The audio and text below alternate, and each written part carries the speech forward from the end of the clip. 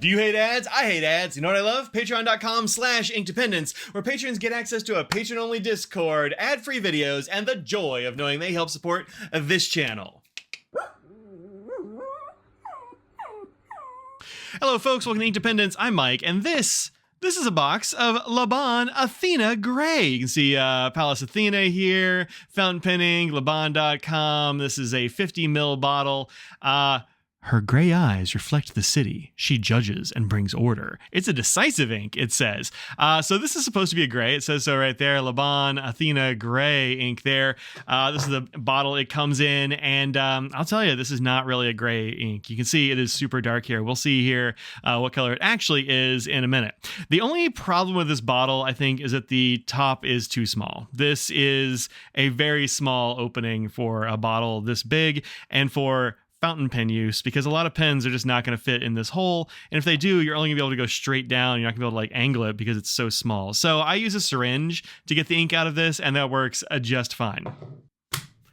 Here is Laban, Greek mythology, Athena Grey. And one of the things you might notice about this immediately is this is basically a black ink. I was expecting it to be a gray, but it just kind of isn't. I've had it in this pen since I got it, of August of 22, I believe, is when I got this one. It is now December of 23 as I'm making this video. I don't know when I'm going to post it. And I've had it in this Smultum by Ian Schoen of Schoen Design. This has been eyedroppered with Laban Athena Grey for a year and a half at this point, and honestly, like, I will probably just keep eyedropping it with this ink because I actually really like it in there.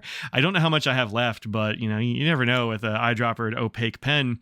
But it just kind of works great in this pen. I haven't had any issues of it like falling out the nib or anything while I'm carrying this around in my pocket because it's a pocket pen. This has been very well controlled, and I like it a lot. So here's what this ink looks like up close. It is kind of gray in the swatch there, but when you write with this thing, even with just this regular old fine nib, it is not a gray. It is a black, and it is a very nice looking black. Although, you know, it's kind of very chill, kind of casual black. This is my Nebula Casual Note paper, which I have really been enjoying for these fountain pen reviews. Flow on here, pretty medium wet. I'm gonna say it's kind of, you know, medium, maybe medium wet on here. It is eyedropper, and that can make it feel a little bit wetter, but I haven't had any problems here at all. Never a hard start or any of that jazz. Performance very good on the 20-pound paper, really excellent. Qualities very mild shading occasionally. You're not going to see that very often on most papers.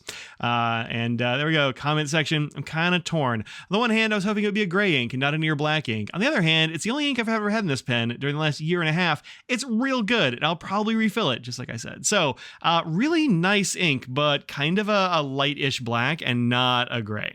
Let's go ahead and do our water drop test here, and then take a look at chromatography and some other inks that are kind of like this, and maybe some other stuff.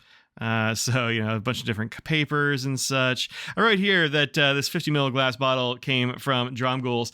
Oh, I forgot to look up the price. Hold once. It is $25 at Dromgool's and pretty much everywhere else. Now it says thanks Dromgool's instead of just that I bought it at Dromgool's, because they may have provided this for review. I kind of think they did. So I'm just going to assume they did. That's really interesting. Look at that right there. One of the reasons that's interesting is because that is not what I got for my chromatography strip. Weird. How did it hold up to water? Yeah, not well. Apparently, this is a little bit allergic to water, so maybe keep this one on the land or in the skies with Pallas Athena and her. Didn't she have a chariot pulled by a goat or something like that?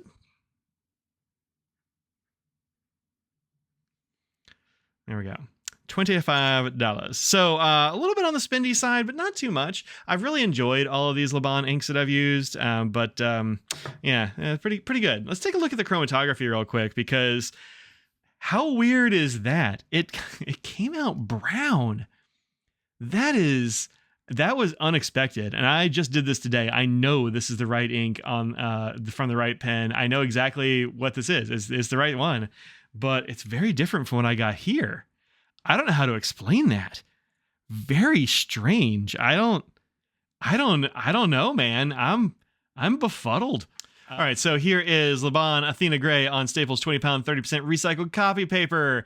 You see a couple of little feathers if you're looking very close, but I am zoomed in quite far on this paper, and I don't really think that that's a problem there at all. This is, remember, the bottom tier sort of paper you'll get in your office copier because it's the cheapest thing available. Very little in terms of bleed through. In fact, if you look at the rest of this page, that might be... that's one of the fewest. What's this one down here? Oh yeah, Robert Oster Rust Orange. Yeah, they did a really good job on that one. But yeah, this is very little bleed through even for this paper. So that's pretty good for 20 pounds. And anything better quality than this, you'll be totally fine with this ink. So yeah, pretty good. Next up, I have some Mormon Croaky. I really like this Mormon Croaky sketch paper. It is very nice for fountain pens. Feels good to write on. Your writing looks good. It's crispy. There are no weird like feathers or bleeds or spreads or anything like that. But this is definitely, I think, a black ink and not a gray. So yeah, looking nice. There's the back of the page for you. Definitely get some show through, but it is just a thin paper. No bleed. Next up, currently inked Inky Fingers notebook. This is wheat straw paper, which is hard to find now. So just look for sugarcane or something of that nature. It's pretty close to that. There is the Laban Athena entry there, and it is yeah, it's pretty black, but I mean, looks great, but pretty black. Lastly, we have this here Tomoe River book. This is from Galen Leather Co. And here is the Athena Grey entry. Now you'll notice that is a 2022 entry and is non-specific as to date, whereas the rest of these are 2023. And that's because I discovered that I had never actually done an entry for this in these. And I don't know why, but I did ink it live on the video when I made the video. So I know when it was, but anyway, that's just a weird fluke that happened. There is a little bit more gray character. You can kind of see there on the Tomoe River, which doesn't soak anything up at all. So maybe if you have a paper that is extremely good like this Tomoe River, you'll get a gray and not a black, but in the writing, it's still black. So there you go. All right, so let's take a look at some other blackish inks here. I pulled a couple. It's a really interesting color, Athena Grey. Here it is on a Colodex card. And you can see there's like a little bit of gray up at the edges, but where you would have written on it, actually, here's the writing sample with that pen. Yeah, it's a black from the pen, so maybe a little bit gray here, but not much. Then I also pulled Monteverde Midnight Black, which is a little bit lighter, I think, than Athena Grey. How about that? Midnight Black is not as black as this gray. Weird, right? Then I also pulled this as an extremely dark black. This is Platinum Chokuro, which is just ultra black. It is real heckin' black. Just the blackest black ink that there is. And this came from a viewer named FF, and I have no idea who that was. So if this is you, FF, hey, drop me an email. Tell me who you are, because, hey, thanks for this ink. They sent me a couple of inks. So, yeah, fun stuff, but it's extremely black.